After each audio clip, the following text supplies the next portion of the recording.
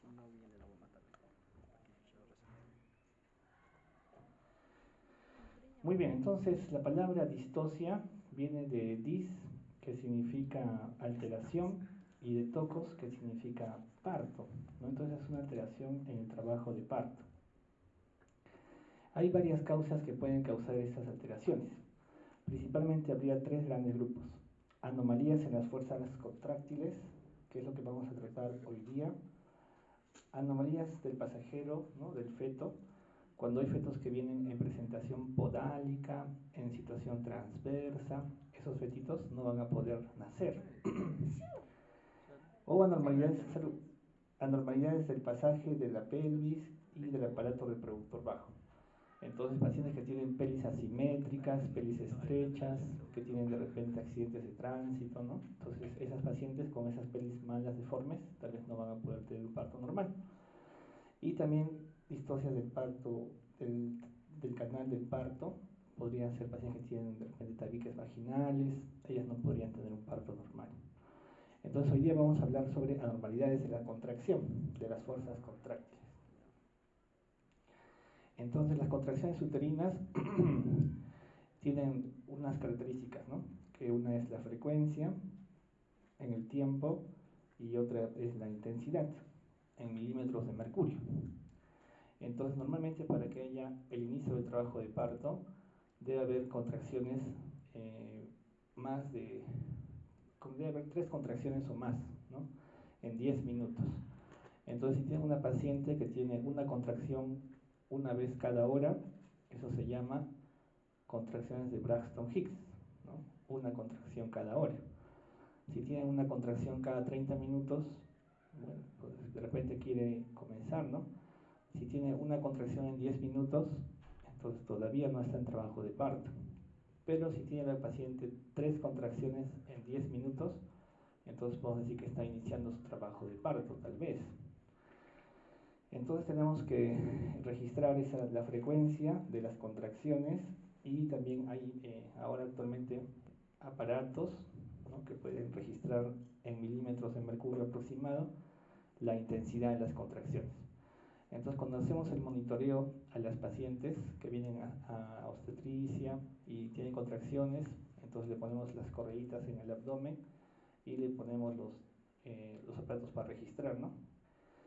Y estos aparatitos van a registrar en la pantalla y van a decir la intensidad de la contractividad. Y se va a graficar en el papel, ¿no? Que hacemos el monitoreo en el papel rosado. Entonces vamos a ver las contracciones y vamos a ver la intensidad en milímetros de mercurio.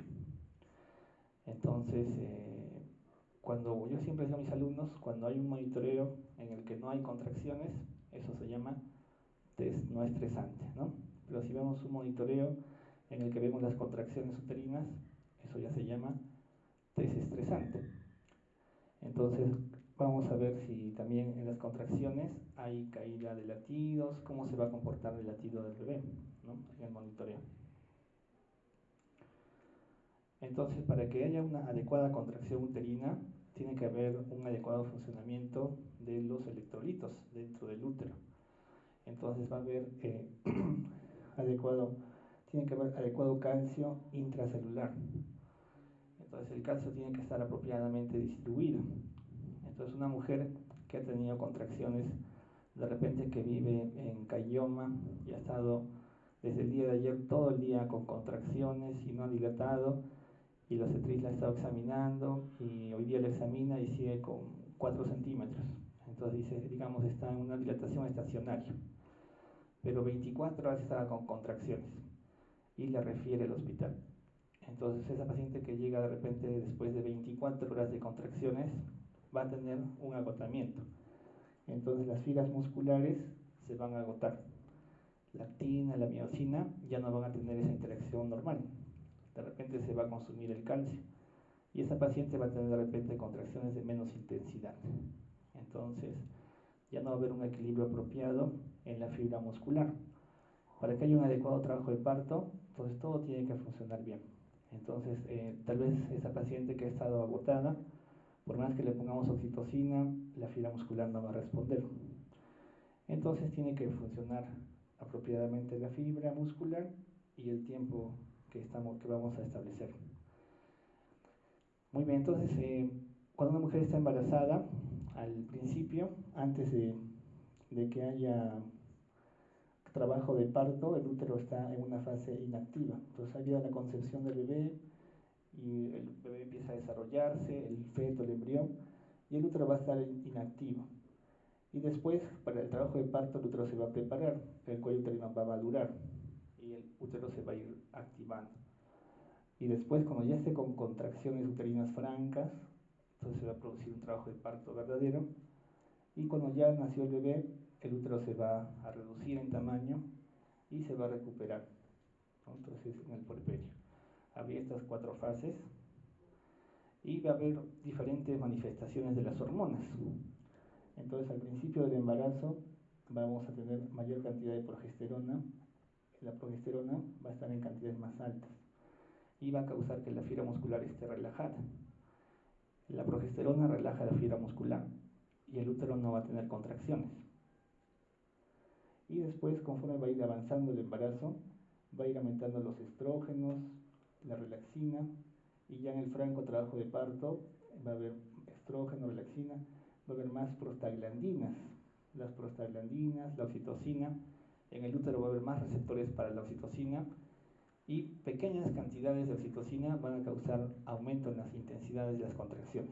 Entonces acá se ve esta curva roja, que son los factores de la contracción, ¿no? Entonces las prostaglandinas, si le vamos a poner una pastilla, un medicamento misoprostol a una paciente que está gestando de 40 semanas, ese misoprostol va a causar muchas contracciones. El útero va a ser muy sensible al efecto de las prostaglandinas en el trabajo de parto. Entonces también eso es un peligro, ¿no? Hay hay protocolos que se recomiendan para maduración del cuello uterino. Entonces, la paciente tiene 41 semanas, ya se está pasando y queremos que nazca el bebé. Antes de hacer la inducción con oxitocina, dices, vamos a madurar el cuello. Entonces, si vas a madurar el cuello, ¿con qué medicamento maduramos el cuello uterino? Con el misoprostol. Entonces, el misoprostol es un tipo de prostaglandina. Entonces, el cuello uterino va a ser bien sensible a la prostaglandina. Pero a veces, lo malo del misoprostol es de que no viene en presentación de 25 microgramos, sino que nosotros preparamos el misoprostol. Entonces, 25 microgramos es 1/8 de una tableta. Entonces hay que partir la tableta microscópicamente. Eso deberían dividir los farmacéuticos. Entonces los farmacéuticos debían tener papelones que estén pesados en una balancita electrónica y que nos digan exactamente acá hay 25 microgramos. Pero generalmente quien hace la preparación es el residente. Entonces el residente lo parte entre su manito y le pone. Pero no sabemos si le ha puesto 25 microgramos o de repente le ha puesto 35 microgramos o 40 microgramos. Entonces, como el útero va a ser más sensible al final en la fase 3 a las prostaglandinas, si le ponemos más dosis de misoprostol, la paciente puede hacer una hipertonía, una hiperdinamia. Puede hacer una distosia en la contracción. Entonces, las distocias de la contracción se pueden producir también en forma iatrogénica. Entonces, nosotros, cuando ponemos el medicamento para madurar el cuello, si no ponemos la dosis de 25 microgramos y ponemos más dosis, podemos causar una distosia en la contracción. Más contracciones. Muy bien. Entonces, también hay unas etapas en el trabajo de parto. Cuando ya estamos con la fase de la contractibilidad uterina, hay una fase latente y una fase activa. Entonces, la fase latente es cuando el cuello uterino va a comenzar a dilatar desde 0, va a llegar hasta 4 centímetros. Eso es la fase latente, ¿no? Y la fase activa, cuando comienza a tener 4 centímetros, en adelante hasta 10 centímetros de dilatación. Esa sería la fase activa. Muy bien, entonces vamos a hablar de distocias por disminución y por aumento de la contractilidad uterina. Entonces ha habido mucha investigación sobre las contracciones uterinas, autores muy antiguos desde 1948. Decía que las fuerzas contráctiles son más grandes y más duraderas a nivel del fondo uterino. Entonces, eso es una realidad. Entonces, en el fondo del útero, la fuerza de la contracción es más intensa. y esa intensidad va a ir disminuyendo hacia el cuello. Entonces el útero se contrae más fuertemente en el fondo. Eso se demostró en 1948. Luego otro autor, Calderón Barcha, en 1950 dijo que había una triple gradiente descendente, o sea, que la intensidad de la contracción también era gradual. Desde el fondo iba a ir bajando las fuerzas contráctiles en sentido vertical, ¿no? Una triple gradiente descendente. En 1959 también demostraron que las contracciones uterinas normales ejercen una presión aproximada de 60 milímetros de mercurio en el trabajo de parto, ¿no? Ya se medía la intensidad de la contractilidad. En el 60 se demostró que el estímulo puede comenzar en uno de los cuernos. Entonces el útero tiene dos cuernos. A veces la contracción comienza en el lado derecho y el cuerno derecho se vuelve el marcapasos del trabajo de parto. Entonces uno de los cuernos puede ser el que dirija las contracciones uterinas. Entonces nosotros cuando operamos a las pacientes les hacemos cesárea. Ha habido muchas pacientes que hacemos la cesárea y sacamos el bebito, sacamos la placenta, limpiamos el útero y el útero no se contrae, el útero se relaja. Entonces en sala de operaciones, en el mismo momento que hacemos la cesárea, podemos ver que hay una atonía uterina. Entonces si hay una atonía uterina, el útero no se contrae, se está relajado, está blando y está sangrando. Entonces, ¿qué podemos hacer para que se contraiga? Entonces le podemos colocar más oxitocina. Le decimos al anestesiólogo, póngale más oxitocina, está sangrando. Entonces, ¿cuánto le ponemos de oxitocina para que no sangre? Entonces comenzamos con 10 unidades, que le ponga 10 más, 20, 30 unidades. Sigue sangrando, sigue flácido el útero, no se contrae, estamos en la cesárea. ¿Qué más le decimos que haga al anestesiólogo? Que le ponga ergometrina. Entonces póngale una ergometrina intramuscular. Le pone ergometrina. Sigue sangrando. ¿Qué puede hacer el anestesiólogo? Entonces decimos, puede ponerle carbetocina. Le puede poner la carbetocina, aunque la indicación de la carbetocina es antes de la cesárea, pero también a veces en esos momentos de desesperación le decimos, póngale carbetocina. Le pone la carbetocina y sigue sangrando. Entonces, ¿qué nos toca hacer a nosotros los ginecólogos? Pedimos que nos pase una jeringa estéril, que nos carguen la cargamos la jeringa estéril con oxitocina y le inyectamos la oxitocina en el cuerno. Entonces inyectas la oxitocina directamente en el cuerno del útero y vas a causar que se contraiga. Entonces esa es una medida también extrema. Entonces estás operando, tienes el útero, le clavas la oxitocina en el cuerno. Entonces el marcapaso va a empezar a funcionar y el útero se va a contraer. Entonces esas son medidas también extremas que hacemos. Pero si pese que le ponen la oxitocina en el cuerno, en los dos cuernos y sigue sangrando, ¿qué hacemos? Histerectomía. Y lamentablemente hay chicas que tienen su primer bebé, que son señoritas jóvenes.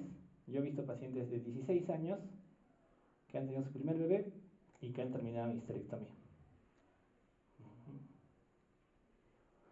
Entonces, ¿cuándo sucede más eso de las atonías? Sobre todo cuando hay polidramios. Entonces, el útero está muy estirado, las fibras musculares están muy laxas y no quiere contraerse. Cuando hay polidramios, entonces hay pacientes que terminan en histerectomía. Bueno, muy bien. Entonces, en el corazón humano existe un marcapaso, ¿no? En la aurícula. Pero en el útero puede haber múltiples marcapasos. Entonces acá tenemos un monitoreo fetal. ¿Qué sería un test no estresante o un test estresante? Un test estresante, ¿no? Porque hay contracciones. Entonces acá vemos la intensidad de las contracciones, más o menos 60, este es 65, 70. Entonces tienen buena intensidad, ¿no? Estas contracciones. Y la frecuencia, también aquí vamos a ver que tiene de repente 2 en 10 la paciente. Muy bien, entonces esta es pregunta de examen, siempre preguntamos esto. En las pacientes que son nulíparas, ¿cuánto demora una fase latente?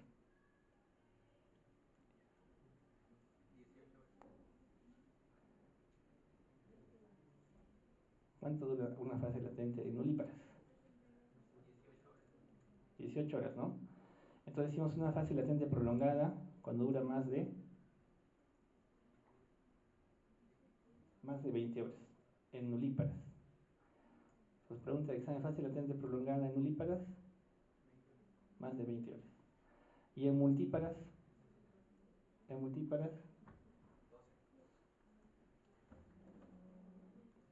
¿más de cuánto? Más de 14 dice, ¿no? Entonces, hay una diferencia entonces entre una multípara y una nulípara. O sea, una nulípara, el trabajo de parto es más demoroso. Casi 6 horas más que en la multípara. En la multípara el parto es más rápido. Y también la dilatación, ¿no?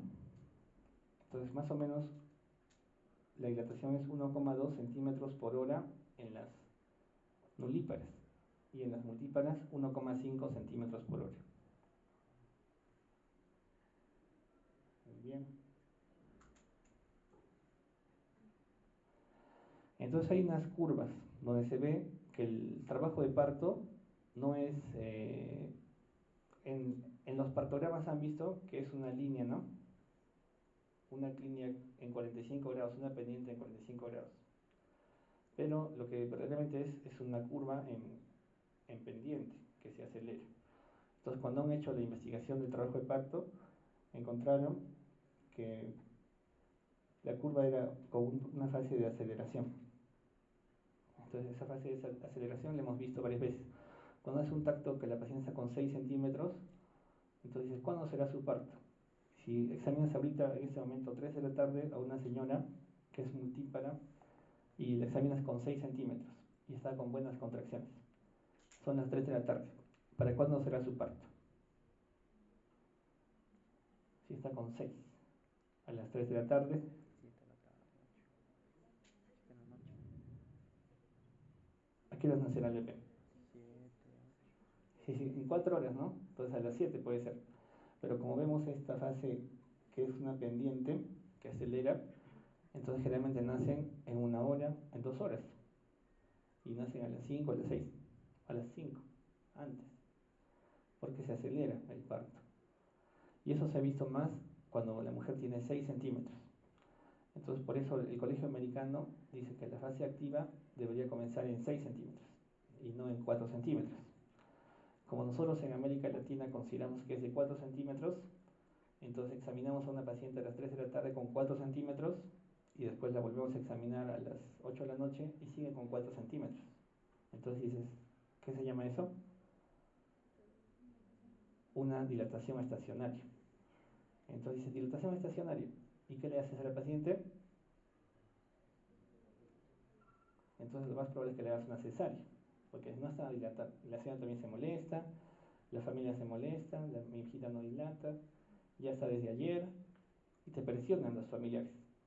¿A qué le van a hacer? Entonces, si pues estaba con 4, sigue con 4, dilatación estacionaria, cesárea. Pero si tú consideraras que la fase activa fuera a partir de 6 centímetros, entonces dirías: todavía está en fase latente, hay que esperar. ¿Y tienes cuántas horas? Multípara, fase latente, hasta 14 horas. Y en las nulíparas, 20. Entonces dirías: podemos seguir esperando, no hay que desesperarse. Y de repente tendrías menos cesáreas. Entonces dice que la indicación de dilatación estacionaria no es la única causa para que tú indiques una cesárea. No es causa suficiente. Debes encontrar otras causas más para que tú indiques una cesárea. No solamente con el diagnóstico de dilatación estacionaria deberías indicar una cesárea. Muy bien. Entonces puede haber distocias funcionales del útero, alteraciones de la contracción. Puede haber disminución de la contractilidad. Entonces una paciente que tiene disminución de la contractilidad puede ser hipodinamia primaria o secundaria, una bradisistolia, una hipotonía, una hiposistolia. Entonces tal vez la paciente está cansada, está agotada, ya no tiene alimento, está sin comer, está deshidratada, está sin energías. Entonces pueden bajar las contracciones. Entonces por eso se recomienda en el trabajo de parto, en sala de parto, que las mujeres coman, que tomen bebidas azucaradas, que estén bien hidratadas, para que tengan energía, para que tengan buenas contracciones en el parto. Entonces había un trabajo de investigación que yo les propuse a mis alumnos, que hacer un trabajo en el cual se hace la inducción del trabajo de parto con dextrosa. Porque la mayor parte de pacientes que entran a sala de parto, ¿qué les ponen? Para entrar a sala de parto, están con contracciones, ¿qué le pones? Una vía. ¿Y en la vía qué le pasas? Cloruro. Entonces a todas las pacientes que entran a sala de parto le ponemos una vía con cloruro. ¿Pero qué deberíamos ponerles? Una vía con dextrosa. Porque la dextrosa tiene azúcar. Y el azúcar le va a dar calorías, le va a dar energía. Y de repente así la paciente no se debilitaría. Entonces seguramente en el futuro una paciente va a entrar a sala de parto ya no con cloruro, sino con dextrosa, para que tenga energía. Y bueno, alimentarse bien. Entonces la paciente tiene que desayunar, almorzar, comer, tener energía para que siga su parto. Porque el trabajo de parto es una fuerza mecánica que va a consumir su ATP. Y sin ATP ya no hay contracciones. Se agota la fibra muscular. Entonces tiene que comer. Entonces, ¿qué pacientes no podrán comer? De repente una paciente que esté pues con alguna infección grave, que esté con sepsis, o que esté con COVID, de repente con su oxígeno, con sus máscaras. Entonces de repente ya no podrá comer porque está con el oxígeno, ¿no? Pero si la paciente puede comer, tiene que alimentarse para tener energía, ¿no? Entonces también puede haber una distocia por aumento de la contractilidad, hiperrinamias, taquisistolia. Entonces, ¿por qué se pueden producir las hiperrinamias? ¿Por qué el útero se contrae mucho? Porque de repente hay un obstáculo. Entonces, la fibra muscular cumple su función, ¿no? Empujar el útero, propulsar al feto. Pero si hay una obstrucción, la cabeza es muy grande, hay bebitos que tienen perímetro cefálico de 38. ¿Cuál es el perímetro cefálico normal? 35. Entonces hay bebitos que tienen la cabecita de 38. Y la cabecita de 38 bajará normal por la pelvis. Entonces puede hacer una desproporción cefalopélvica. Entonces si el bebito es cabezón y el útero quiere empujar al bebé y no puede, ¿qué va a hacer el útero? Va a intentar y va a producirse un ataque sistólico. Va a contraerse más fuerte. Entonces tú tienes que evaluar a esa paciente. ¿Cuál es lo normal de la frecuencia de las contracciones en el trabajo de parto? 3 en 10. Pero también es normal 4 en 10. Ya si tienes 5 en 10, todavía se considera normal, pero ya tienes que ponerte alerta. Y ya si tienes 6 en 10, ya es un ataque sistólico. Entonces, muchas contracciones. ¿Por qué tiene muchas contracciones? Hay una obstrucción. Ahora, no necesariamente también son tan cabezones los bebés. A veces también los bebitos tienen unas distocias de la presentación. ¿Han escuchado sobre el asinclitismo? Asinclitismo, ¿sí, no? Entonces acá hay una sutura parietal. Entonces esa sutura parietal debe estar a la mitad de la pelvis, en el medio. Pero si esa sutura parietal se va para arriba, anterior o posterior, entonces hace un asinclitismo. Entonces hay una distocia en la variedad de presentación. Está encefálica, pero puede hacer un asinclitismo y no va a dejar que la cabeza descienda. Y eso va a hacer que el útero se esfuerce más por empujar esa cabeza y no va a descender y no va a descender y el útero se esfuerza y aumentan las contracciones. Entonces esas distocias pueden causar aumento en la frecuencia de las contracciones. Y también puede haber perturbaciones, ¿no?, en la contractilidad. Entonces hoy día con mis alumnos hemos visto una paciente que tenía anillo de Bandel. ¿Qué es el anillo de Bandel? Cuando el segmento se alarga del útero, ¿no? Entonces el útero se vuelve más largo. Entonces en el anillo de Bandel, que se alarga el útero, el segmento, entonces, ¿por qué está sucediendo eso? Entonces también puede haber un parto obstruido, ¿no? Entonces el útero ya no se va a contraer normal. En el caso de nuestra paciente de la mañana, que hemos visto, tenía un desprendimiento placentario, ¿no?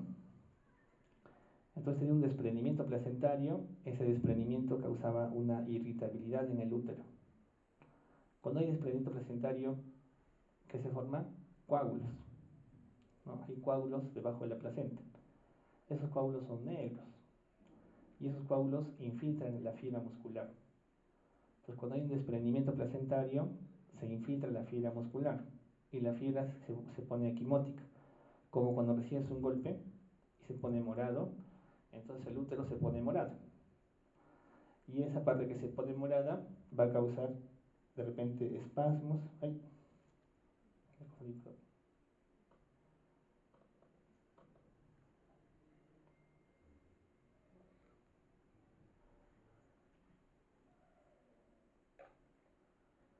Va a causar espasmos y distocias de la contracción, la irritabilidad en el útero.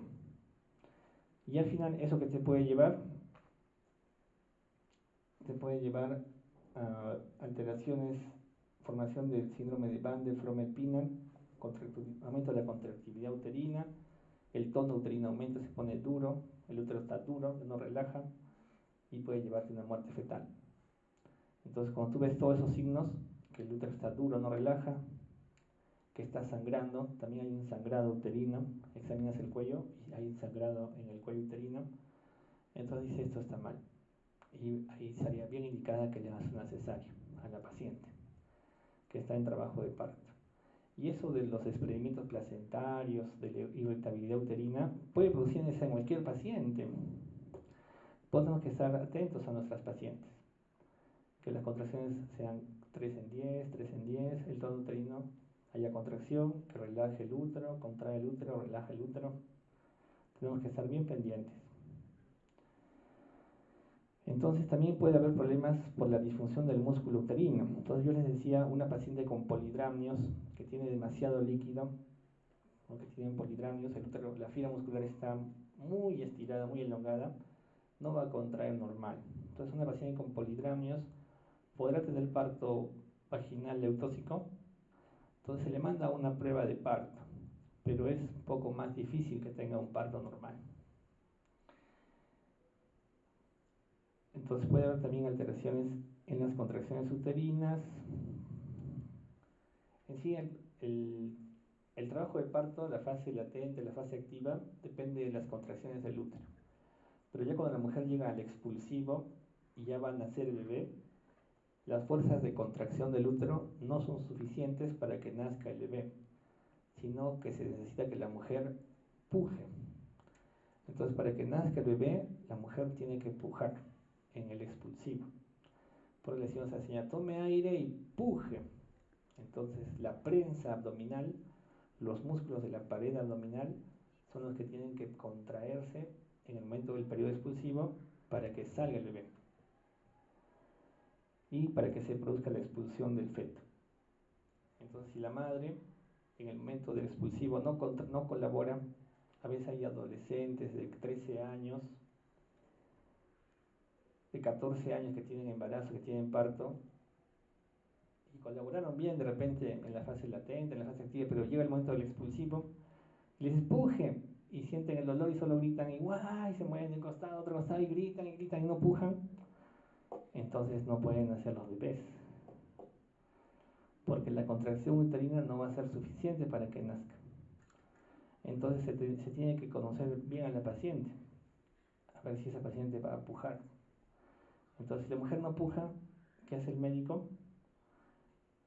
Hace un cristel. Pero el cristel está pues prohibido. Entonces los pediatras te pueden tomar fotos haciendo el cristel. Pueden decir, le hizo cristel y por eso el bebito está mal.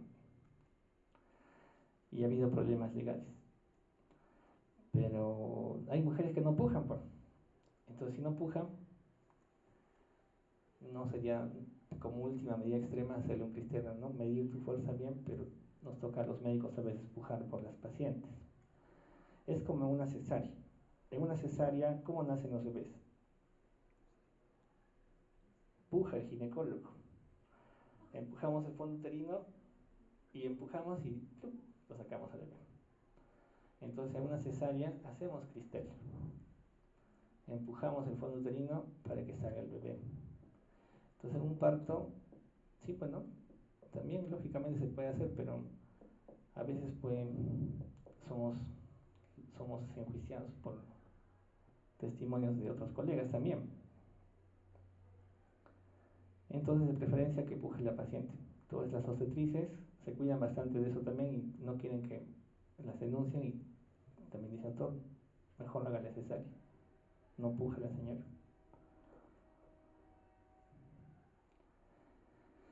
Bueno, entonces así puede haber estos tipos de problemas en el expulsivo.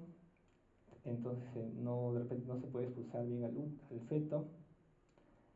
Entonces también puedes ayudar a la mujer cuando ya está en el expulsivo y no quiere empujar, le puedes colocar de repente oxitocina, le goteas la oxitocina. Siempre la mujer entra a sala de partos con su vía y le va goteando oxitocina para que aumente la intensidad de las contracciones en lo último para que nazcan los bebés.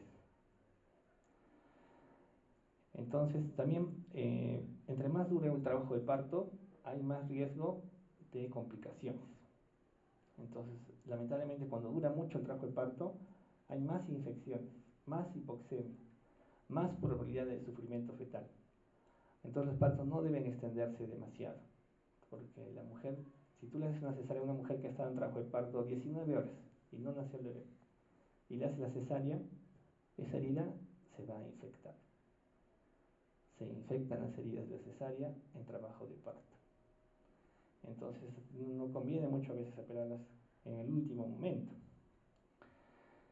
Entonces puede haber disfunción uterina hipotónica, dice que no hay buena gradiente, la contracción no es suficiente, o hipertónica, una elevación del tono, una asincronía en los impulsos contráctiles. Entonces puede haber también los partos obstruidos, como les decía, de repente tiene un asinclitismo y no va a descender la cabeza del bebé.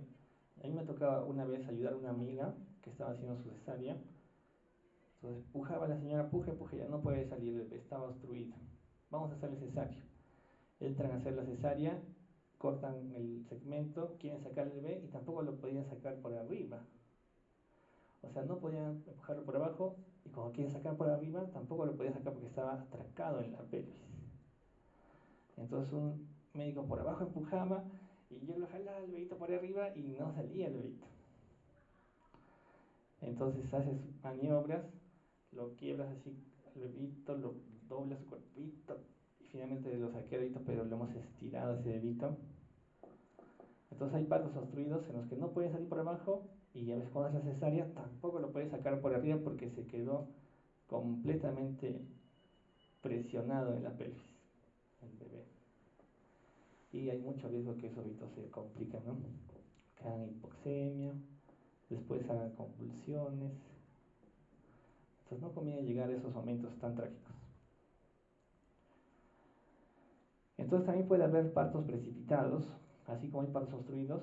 A veces hay mujeres que tienen partos violentos. Yo le decía a mis alumnos, un día yo tuve una paciente que tenía 9 meses de gestación y que se colocó 4 tabletas de misoprostol para que nazca su bebé. ¿Cuál es la dosis de misoprostol para la maduración? 25 microgramos, que es 1/8 de la pastilla.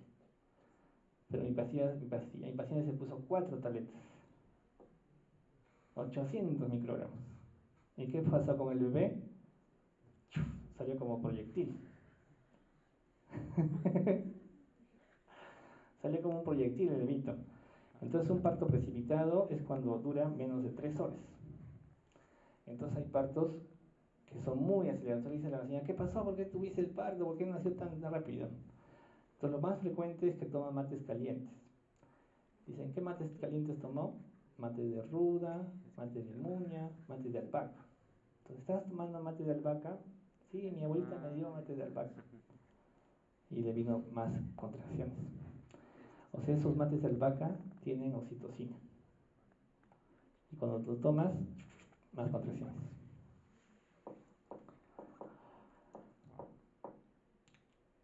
bien, entonces eso hemos tenido. Entonces también puede haber hipodinamia.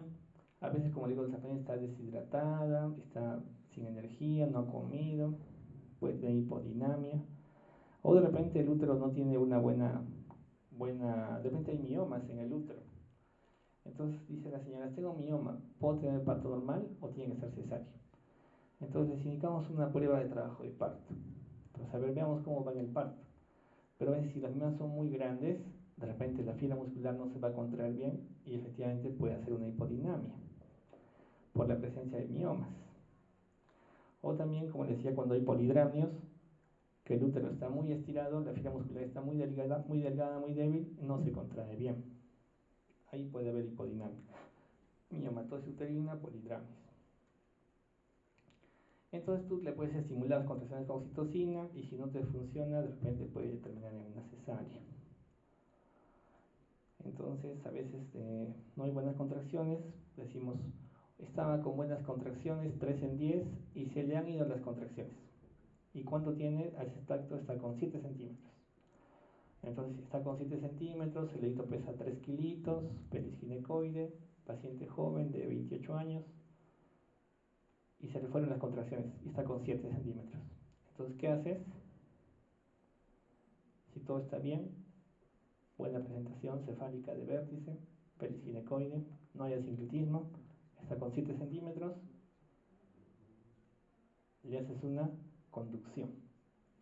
Entonces, cuando está con más de 4 centímetros, si tú dices ya, para que sigan las contracciones y nazca el bebé, le pones oxitocina en su vía y le dices, vamos a hacerle una conducción. Y las contracciones que estaba 1 en 10, con la conducción sube a 2, sube a 3 y puede nacer tu bebé. Entonces, cuando hay una hipodinamia primaria y está con 7 centímetros, con buena dilatación, le puedes hacer una conducción con oxitocina para que tengas un trabajo de parto. Pero también si es que has visto que estaba con buenas contracciones, llegó a 4 en 10, 5 en 10 y de 5 en 10 se fueron las contracciones. Entonces, ¿por qué se fueron? Entonces, de repente, si hay un bebito muy grande, muy cabezón y el útero simplemente se cansó de trabajar. Entonces, tienes que hacerle nuevamente ecografía. Entonces, todos sin excepción los ginecólogos, deben ser capaces de hacer buenas ecografías. Entonces, tú estás de guardia, son las 3 de la mañana, la obstetriz te dice, doctor, estaba con 5 contracciones en 10 minutos, se le fueron las contracciones y está con 8 centímetros. Entonces, ¿por qué se le han ido las contracciones si está con 8? Hay que hacerle una nueva ecografía. Entonces la sacas, le haces ecografía. Hay pacientes que cuentan los médicos. Me la dejaron a la guardia y pesaba 3.500 en la ecografía. Y cuando yo le repetí la ecografía, me salió 3.800. Y cuando nació, pesó 4.500. Entonces hay bebitos que nos engañan. O también que colegas que no hacen bien las ecografías.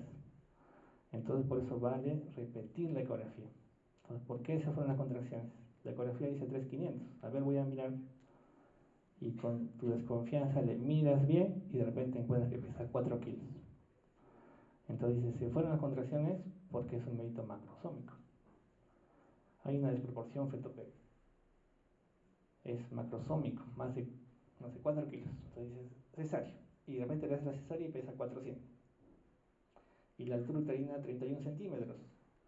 Entonces hay casos así bien alarmantes. Tú dices, si no tiene mucha altura uterina, ¿dónde está el bebé? Entonces de repente tiene el pubis muy alto, la pelvis es muy amplia y el bebito está bien metido en la pelvis y la barriguita se veía chiquitita. Pero generalmente los bebitos macrosómicos sí nos dan características, ¿no? ¿Cuánto tiene la altura uterina normal una mujer embarazada de término? Hasta 35, ¿no? Entonces si tú le mides 37, ¿qué puedes sospechar? Que es macrosómico. Entonces eso tenemos que tener cuidado. Si tú estás haciendo tu serum y controlas una gestante que te viene de la altura, le mides la barriguita 37 centímetros. ¿Qué haces? La refieres a la paciente. Porque en el serum no hay sala de operaciones. En los puestos de salud no tenemos sala de operaciones. Entonces tienes que referirla a un lugar donde haya sala de operaciones, en caso de que no puedan hacer el bebé, que le puedan hacer una cesárea. Entonces hay que evaluar eso bien, volver a evaluar a las pacientes. Entonces también hay el caso opuesto, ¿no? Hay hipodinamias, pero también hay hiperdinamias, donde hay 5 contracciones en 10 minutos, más de 5 contracciones en 10 minutos. Y las hiperdinamias pueden ser sinónimo de que el útero está haciendo su máximo esfuerzo para que nazca ese bebé, pero de repente también está obstruido, está macrosómico, está cabezón. También puede haber inversión de la triple gradiente descendente.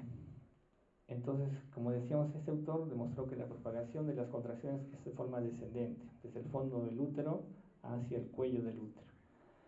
Entonces, lamentablemente, lo normal es de que se produzca la contracción en un cuerno. Entonces, un cuerno comienza la contracción y la contracción en forma ordenada va disminuyendo, va descendiendo y se expande por todo el útero. Entonces, la contracción debe comenzar en un cuerno. Puede ser cuerno izquierdo o cuerno derecho.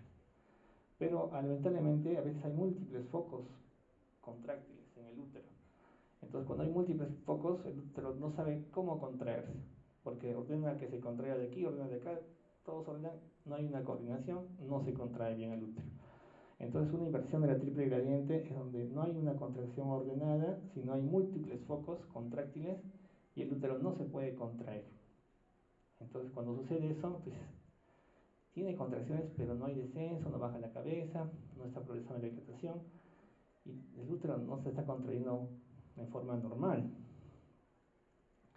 Entonces en esos casos los maestros antiguos ponían un diazepam. Decían, pongan un diazepam, que el útero se detenga, que se relaje la señora y que comience el trabajo de parto nuevamente. Pero actualmente casi no hacemos eso. Pero eso hacían los antiguos maestros. Bueno, entonces hay que estar entonces pendientes, ¿no? Si es que la contractilidad es apropiada en el útero o está en desorden. Entonces puede haber múltiples contracciones de múltiple intensidad, múltiple duración y vamos a tener diferentes definiciones. Entonces decimos que hay una hipertonía uterina cuando el tono basal es superior a 12 milímetros de mercurio. Entonces el útero se contrae y no relaja. Si tú palpas con tus manitos el útero y ves que no relaja, el útero sigue contraído, entonces hay una hipertonía uterina que puede sospechar que hay un desprendimiento placentario. ¿Por qué no se relaja el útero? Está irritado, hay coágulos de sangre, hay un desprendimiento, entonces tienes que evaluar a tu paciente. Y si hay sangrado, es peligroso. Entonces hay hipertonía, sangrado, puede haber un desprendimiento. También, ¿en qué pacientes tienen más frecuencia los desprendimientos? ¿En las pacientes que tienen la presión arterial normal o en las preeclámpticas? Entonces, las pacientes que tienen preeclampsia, como aumenta la presión, se pueden romper los pequeños vasos, tanto ahí en la placenta o en el cerebro de las mamás. Y por eso cuando se rompen vasos en el cerebro, hacen hematomas y comienzan a convulsionar. Entonces, puede haber desprendimiento, hipertonía en casos de preeclampsia grave y tienes que ver la presión también de tu paciente. Entonces, cuando hay hipertonía, ¿qué tienes que hacer? Como les decía, tratar de detener las contracciones. Aquí tenemos unos algoritmos para el manejo de alteraciones en la fase activa del trabajo de parto. Entonces, si vemos que la frecuencia, si el cuello uterino se dilata, se contrae normalmente, entonces bien. Pero si hay una dilatación una dilatación estacionaria que está disminuyendo, no se está contrayendo bien, entonces hay que ver por qué no se contrae bien el útero. De repente la fibra muscular está cansada, se le puede agregar tal vez oxitocina, hay buena respuesta, de repente puede ir bien. Pero si ves que hay desaceleración en las contracciones, no hay dilatación, la dilatación se detiene, no avanza la dilatación, entonces puedes pensar, ¿por qué no está dilatando? ¿Por qué las contracciones está haciendo hipertonía? ¿No está contrayéndose bien el útero? Tal vez hay una desproporción en el feto. Al repetir la ecografía. Hay que repetir la ecografía y tal vez hacer finalmente una cesárea. Lo que yo les decía a mis pacientes, antes las mamás tenían 12 hijos, pero ahora las mamás tienen un hijito o dos. Entonces ese hijito que van a tener, tal vez el único que van a tener, quieren que venga bien, ¿no? Entonces por eso a veces preferimos hacerles una cesárea antes de que el bebito entre en sufrimiento, antes de que se muera el bebito, ¿no? Y bueno, si hay una desproporción que no es probable, es repetido la ecografía, está bien, no hay un huevito pequeño, de repente si no hay buenas contracciones le puedes colocar oxitocina para que mejoren las contracciones y tenga su parto. Entonces la ampolla de oxitocina viene de 10 unidades, 10 unidades internacionales. Esa ampollita no le puedes poner toda la ampolla a la paciente, porque le causaría una hiperdinamia y hipertonía. Lo diluyes en un frasco de cloruro de 1000 y le vas goteando primero 4 gotas por minuto, después de 15 minutos puedes subir a 8 gotas, cuando haces una inducción, cuando haces una conducción de trabajo de parto. Si ya nació el bebé, entonces le pones una inyección intramuscular de oxitocina para que el útero se contraiga y no haya hemorragia. Entonces en el puerperio inmediato nacen los bebés, una inyección intramuscular de oxitocina para que el útero se contraiga bien y no haya hipotonía. Entonces había otro medicamento que era la ritodrina, que era un relajante muscular que dábamos a las pacientes que estaban con amenazas, pero ya no lo ven. Hay otro medicamento que es la isoxsuprina, también para las amenazas de parto prematuro, que también ya no lo utilizamos mucho, la isoxsuprina, relajante muscular. Entonces, ¿cuál es el antagonista de la oxitocina? Si se te fue la mano y tienes mucha oxitocina, ¿qué le puedes colocar? El latosiban. Es el antagonista, ¿no?, de los receptores de oxitocina. Pero también si causa algunos efectos adversos, ha dejado de utilizarse el latosiban. Entonces aquí hay unas recomendaciones que también están en su libro de Williams, del Obstetric Care Consensus Committee, que se pueden resumir así. Dice, una fase latente prolongada, como les decía al principio, no debe ser la causa única suficiente para indicar una cesárea. Entonces, si solo tienes esa causa, no puedes decir, solo por eso voy a hacer la cesárea. Se desaconseja la cesárea si el trabajo de parto es progresivo pero lento. O sea, si está avanzando lentamente, hay pacientes, no todos los pacientes están en la curva de Gauss, ¿no? A veces hay unas pacientes que salen de la curva, que no es lo normal. Pero si no hay sufrimiento en el bebé y está lento el trabajo de parto, pero los latidos están bien, puedes seguir esperando. Hay mujeres que tienen parto, hay mamás que dicen, yo me morí 2 días para tener mi bebé. Entonces sí, pues, hay señoras que se demoran, en lugar de demorarse 20 horas, se demoran 30, 40 horas para que nazca un bebé. Entonces también hay esos casos. El umbral recomendado para anunciar la fase activa de trabajo de parto debe ser de 6 centímetros. Entonces eso recomiendan también el consensus, que ya no, la fase activa debe ser a partir de 6 centímetros. Y es mejor reservar la operación cesárea para mujeres con 6 centímetros o más de dilatación, con rotura de membranas que no progresan a pesar de 4 horas de actividad uterina. Entonces a partir de 6 centímetros, si tú examinas que está con 7, pasan 4 horas y sigue con 7, bueno, podrías considerar hacer una cesárea después de 6 centímetros. ¿Cuál es la principal indicación necesaria? Entonces, la causa más relacionada con indicación necesaria es tener una cesárea anterior. Entonces, lamentablemente, el hecho de hacer una cesárea a una paciente le estás generando un factor de riesgo para que en su próximo embarazo tal vez decidan hacerle otra cesárea, ¿no? Entonces, es muy importante evitar las cesáreas. Muchas gracias, jóvenes. Si tuvieran alguna pregunta, de repente, nos da todavía un minutito.